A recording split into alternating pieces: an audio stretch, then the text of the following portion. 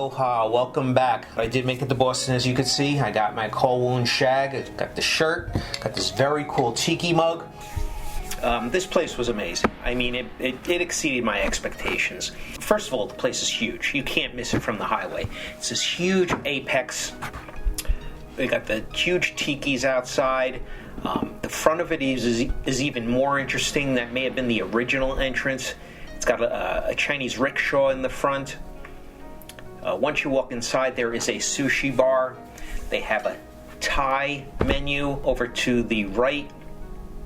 You have just a cocktail bar, plenty of televisions. You could probably even get something to eat there. And then the dining room is just huge. I mean, it's been a few years since I've been to the Mai Kai. I'm not trying to compare the two experiences between the Mai Kai and the Kowloon, but just the size of these places is massive. As a matter of fact, if the weather is nice enough, and during the pandemic, they had the full backyard seating out there with a huge widescreen TV like a theater to, resemble a drive-in theater. The night I was there, the Yankees were beating Boston.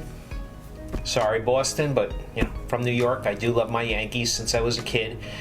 And they watched the game, and they have live shows there. They have drive-in movies. Inside, there are numerous dining rooms, private party rooms. The original bar is there. There is a section for dining for families, for smaller parties that's shaped like a boat. See the waterfalls. And of course, the first thing I had to get was a poo-poo platter and a couple of drinks. And the poo-poo platter, the ribs, I have not tasted ribs like this anywhere else. They are so delicious. They are cooked, caramelized perfectly. A bit on the sweet side. I guess that's a lot of brown sugar. I'm not sure what it is, but they were delicious. If you had just given me this without all the other stuff on the poo-poo platter, I would have loved it anyway. They call theirs the Peninsula Poo-Poo Platter. Not sure what the difference is, but again, just give me the ribs next time.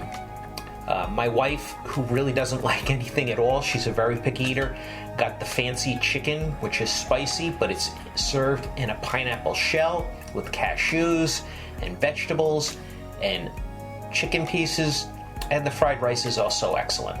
I prefer pork fried rice. She wanted veggie fried rice. Definitely want to get back up there. The place is very busy. It is very noisy. The music that they were playing wasn't exactly Exotica or Polynesian or Hawaiian. They're playing all popular songs that you might hear on the radio, dance songs. I don't know if they take reservations, but even on a Wednesday night, people like waiting online just to get in. Now, I hope it doesn't close for quite a while. There was a recent Wall Street Journal article saying the family's tired and the children don't want it. I mean, restaurant life is very tough. You got to work every single day. You're up early in the morning just to get there, just to prepare. And you're there from, who knows, early in the morning till closing, which is probably well after midnight, because you got to clean up and you got to do it all over again 7 days a week. It's a rough life. And how this one family did it for 66 years, I don't know. Celebrities have been there: Frankie Avalon, Seinfeld, The Rock, Dwayne Johnson, and of course James Gandolfini.